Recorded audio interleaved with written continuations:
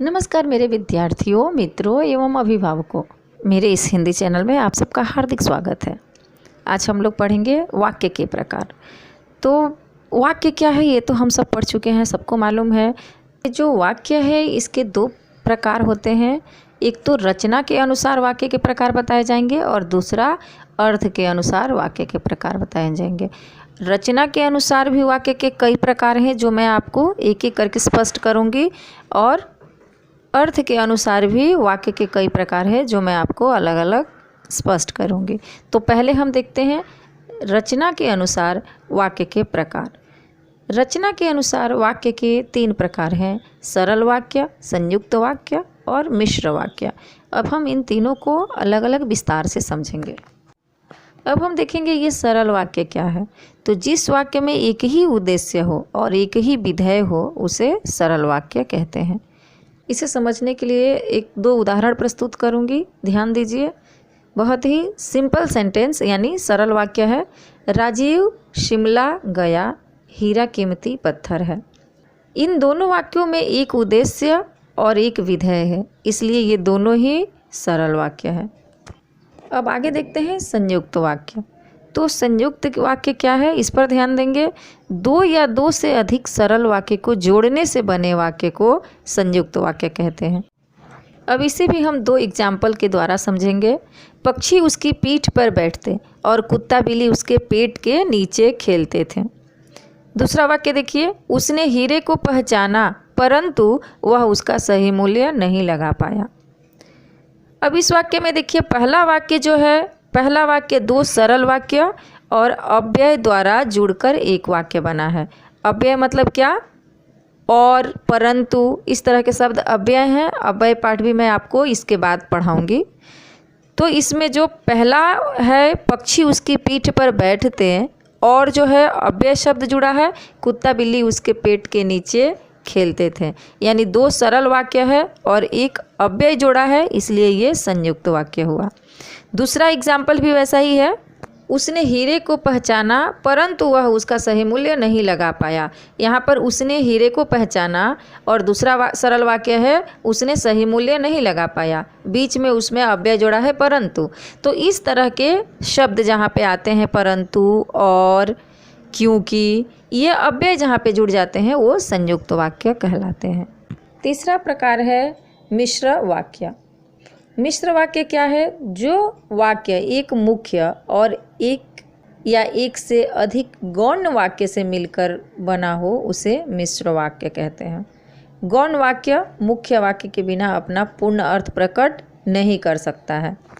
अब इसे भी समझने के लिए हम 2 उदाहरण देखेंगे।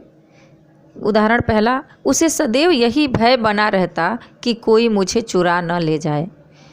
यहाँ पर ध्यान देंगे। दूसरा है, जो मुझे जानते थे उन्होंने मेरे लिए उचित मूल्य भी दिया।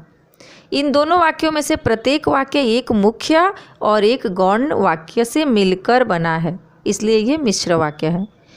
इसको समझने के लिए एक और आसान तरीका मैं आपको बता रही हूँ। इसमें जो उत्तर आता है वो सस्पेंस रहता है। जैसे आप पहले सेंटेंस पे ध्यान दीजिए कि उसे सदैव यही भय बना रहता। क्या भय बना रहता ये बाद में बताया जाता है। तो क्या भय क्या बना रहता? कि कोई मुझे चुरा न ले जाए। सेम चीज़ें दूसरे में भी है। जो मुझे जानते थे उन्होंने, अब जो मुझे जानते थे उन्होंने क्या किया? उत्तर जो इसका है ये बाद में आएगा, पहले प्रश्न आ जाएगा। जो मुझे जानते थे उन्होंने मेरे लिए उचित मूल्य भी लगाया। 1-2 और उदाहरण मैं आपको बताती हूँ समझाने के लिए। जैसे, दरवाज़ा बंद करो नहीं तो कुत्ते बिल्ली आ जाएंगे। कहने का मतलब कि जो भी इसका फल होता है, जो रिजल्ट होता है वो बाद में पता चलता है, पहले इसके वाक्य आते हैं। तो इस तरह के वाक्य मिश्र वाक्य होते हैं। ये भी एक तरह से 2 वाक्यों से मिलकर बने रहते हैं, लेकिन इनका परिणाम जो है वो बाद में पता चलता है। इस प्रकार हमारा रचना के अनुसार जो वाक्य के 3 प्रकार थे वो पूरा होते हैं। अब हमें देखना है कि वाक्य के प्रकार जो है वो अर्थ के अनुसार कितने प्रकार के हैं। तो अर्थ के अनुसार हमारा वाक्य का प्रकार 6 प्रकार है: विधानार्थक वाक्य, निषेधार्थक वाक्य, प्रश्नार्थक वाक्य, अज्ञानार्थक वाक्य, विस्मयार्थक वाक्य और संभावनार्थक वाक्य। अब इन पूरे 6 प्रकार को हम अलग से एक एक करके पढ़ेंगे और समझेंगे। यह भी बहुत आसानी से आपको समझ में आएगा। बस मेरा बताया हुए बात को ध्यान से सुनिए। पहला है विधानार्थक वाक्य। तो विधानार्थक वाक्य किसे कहते हैं? जिस वाक्य में कोई विधान सरल ढंग से किया जाए अथवा जिसमें न, नहीं, मत शब्द ना हो, उसे विधानार्थक शब्द कहते हैं। दूसरे अर्थ में आपको ऐसा बता दूं कि जो सिर्फ पॉजिटिव हो, जिसमें नकारात्मक कोई बात ना हो, निगेटिव कुछ भी ना हो, वो विधानार्थक वाक्य होता है। जैसे पेड़ हवा को शुद्ध करते हैं, परिश्रम करने से सफलता मिलती है। तो इस तरह के जो वाक्य हैं ये विधानार्थक वाक्य कहलाते हैं। दूसरा है निषेधार्थक वाक्य। जिस वाक्य में किसी काम के न होने या न करने का बोध हो, उसे निषेधार्थक वाक्य कहते हैं। निषेधार्थक वाक्य में न, नहीं, मत शब्दों का प्रयोग होता है। जैसे किसान हीरे का मूल्य नहीं जानता था, तुम वहाँ मत जाओ। तो बहुत आसानी से आपको समझ में आ रहा होगा। ठीक पहला का अपोजिट है दूसरा। पहला जहाँ पे सकारात्मक सोच है, नकारात्मक नहीं है, वहीं पर निषेधार्थक वाक्य में नकारात्मक सोच है, सकारात्मक नहीं है, यानी न, मत, नहीं इस तरह के शब्दों का प्रयोग किया जाता है। ये होता है निषेधार्थक वाक्य। तीसरा और भी आसान है प्रश्नार्थक वाक्य। यह सुनकर ही आपको समझ में आ गया होगा। जिस वाक्य द्वारा कोई प्रश्न किया जाए उसे प्रश्नार्थक वाक्य कहते हैं। जैसे शकुन तुम क्या बनना चाहती हो?